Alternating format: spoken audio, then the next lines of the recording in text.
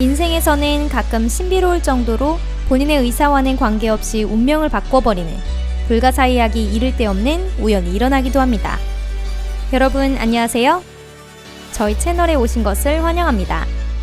이번에 여러분들께 보여드리고 싶은 것은 너무나도 믿기 힘든 우연들인데, 만약 이것을 판타지 작가가 썼다고 하더라도 말도 안 된다는 이유로 욕을 먹을 수도 있을 겁니다.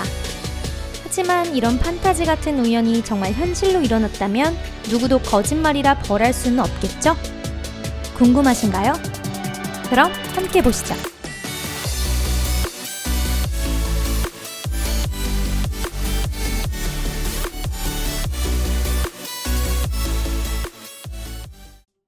편지. 작가인 예브게니 페트로프는 자신이 보낸 편지 봉투를 모으는 조금 유별난 취미를 평생 이어오고 있었습니다. 순서는 도시, 거리, 번지, 수신인의 이름 등 나라 이름 이외의 행선지를 적당히 써서 편지를 보내는 겁니다.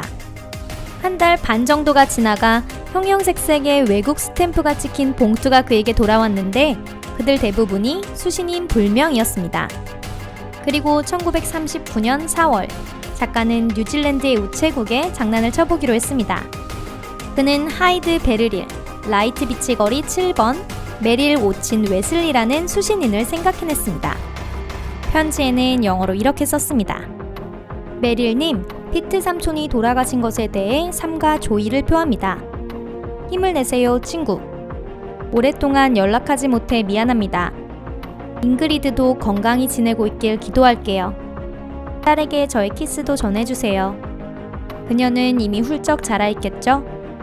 당신의 예브게니로부터. 기대와는 달리 그 편지는 2개월이 지나도록 돌아오지 않았습니다. 어디선가 분실되었을 거라 생각한 페트로프는 그 편지를 점차 잊어갔지만, 그해 8월 기다렸던 답장이 드디어 도착했습니다. 처음에 페트로프는 누군가가 그와 같은 방식으로 장난을 쳤을 거라 생각했지만, 보낸 사람을 보고는 농담이라는 생각이 사라져버렸습니다. 봉투에는 하이드 베르릴, 라이트 비치 거리 7번, 메릴 오친 웨슬리라고 쓰여 있었고, 뉴질랜드 하이드 베르릴 우체국에 파란 스탬프가 찍혀 있었습니다. 편지의 내용은 이러했습니다. 예브기니님, 조의 감사합니다. 히트 삼촌이 감기로 허무하게 가버린 탓에 반년 동안이나 연락을 하지 못했어요. 편지에 답장이 늦은 것을 용서해주세요. 잉그리드와 나는 그대가 이쪽에서 지냈던 이틀을 잘 기억하고 있어요. 글로리아는 완전히 자라서 가을에는 2학년이 됩니다. 그녀는 자네가 가져다준 곰인형을 아직도 갖고 있어요. 페트로프는 뉴질랜드에 간 적이 없었기 때문에 사진에 찍혀있는 체격 좋은 사내가 자신을 안고 있는 모습에 크게 놀랐습니다.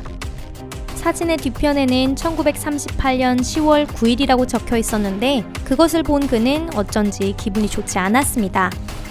왜냐하면 그날은 페트로프가 앓고 있던 폐렴으로 의식불명이 되어 병원에 실려갔던 날이기 때문이죠. 그때 의사는 가족에게는 그가 살아날 가망이 없다는 것을 숨기고 며칠 동안 페트로프의 목숨을 살리기 위해 애썼습니다. 이것이 오해였는지 혹은 기적이었는지 확인하기 위해 페트로프는 뉴질랜드로 다시 한 통의 편지를 더 썼습니다. 하지만 제2차 세계대전이 시작된 탓에 그는 답장을 받을 수 없었습니다. 페트로프는 전쟁 첫날부터 프라우다 신문과 소련군 정보국의 종군 기자가 되었습니다. 그는 우울한 생활을 보내며 조용히 생각에 잠기는 일이 많아졌고, 장난기도 완전히 사라져버려 동료들이 그를 알아보지 못할 정도였습니다. 1942년 전투 지역을 날던 그의 비행기가 실종되었습니다. 아마도 적의 영공에서 격추된 것으로 추정되고 있습니다. 그의 비행기가 사라졌다는 소식이 들린 날, 모스크바 페트로프의 주소로 메릴 웨슬리로부터 편지가 도착해 있었습니다. 웨슬리는 소련의 배짱에 감탄하면서도 예브게니를 걱정하고 있었습니다. 특히 그는 이런 말을 썼습니다. 당신이 호수에서 수영을 했을 때는 정말 놀랐습니다. 물이 정말 차가웠을 텐데 말이에요. 그래도 당신은 물속이 아니라 비행기 사고로 죽을 운명이라고 말했었죠.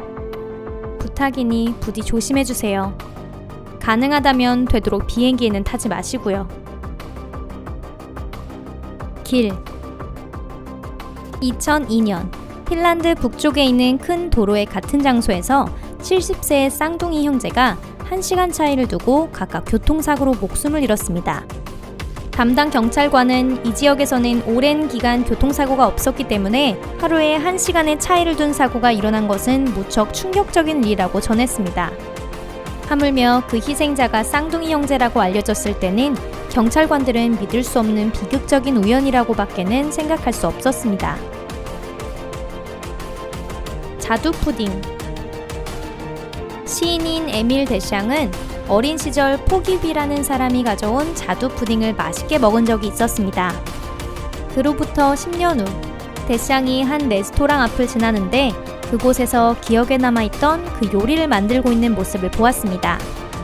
하지만 웨이터는 가게의 푸딩이 모두 다른 사람에게 팔려버렸다고 말하며 포기위를 손으로 가리킵니다.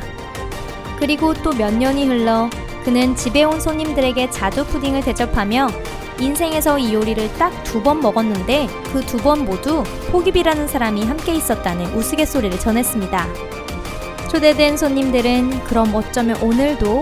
라면서 서로 농담을 건네기 시작했고 바로 그때 초인종이 울렸습니다.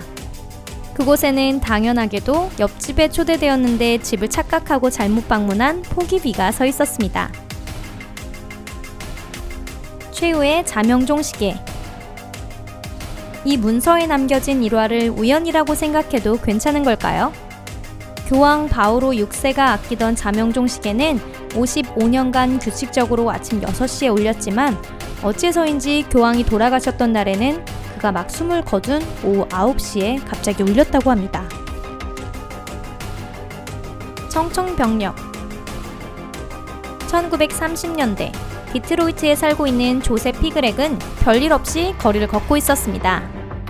그런데 돌연 높은 건물의 창문에서 말 그대로 생후 1개월의 아기가 조셉의 머리를 향해 떨어졌습니다. 다행히 두 사람 모두 큰 상처는 없었습니다. 나중에 안 사실은 젊고 부주의했던 아이의 어머니가 단순히 창문 닫는 것을 잊었던 것인데 창문에 흥미를 느낀 아이가 그곳으로 기어 올라갔고 놀랍게도 우연히 구원자가 되어버린 조셉의 머리 위로 떨어졌던 것입니다. 여러분은 이것이 기적이라고 생각하실 겁니다.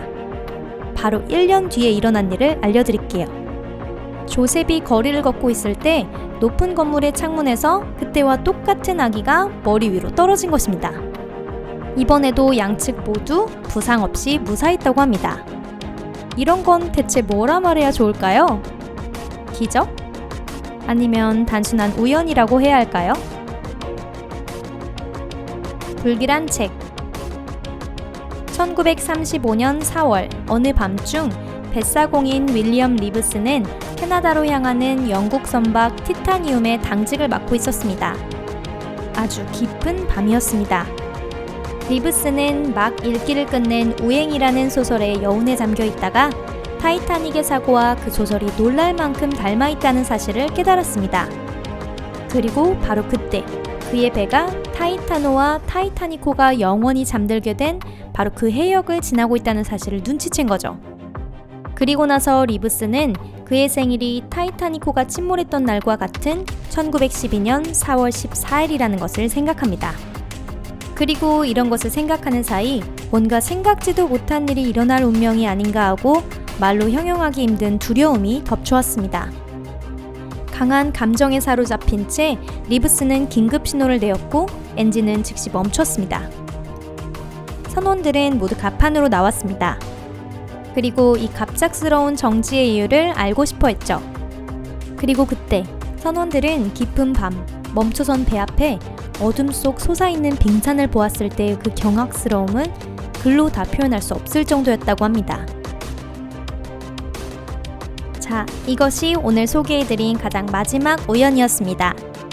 여러분 끝까지 시청해주셔서 감사합니다. 사실 역사 속에서 이런 일화가 많기 때문에 이 이야기는 더 길어질 수도 있습니다. 만약 이 주제에 더 많은 이야기가 궁금하시다면 코멘트로 알려주시기 바랄게요. 여러분들의 인생에서는 행복한 우연들만 일어나길 기도하겠습니다. 저희 채널에서도 앞으로 다양하고 흥미로운 내용들을 소개해 나갈 예정이니 또 언제든지 들러주세요. 그럼 다시 만나요. 안녕히 계세요.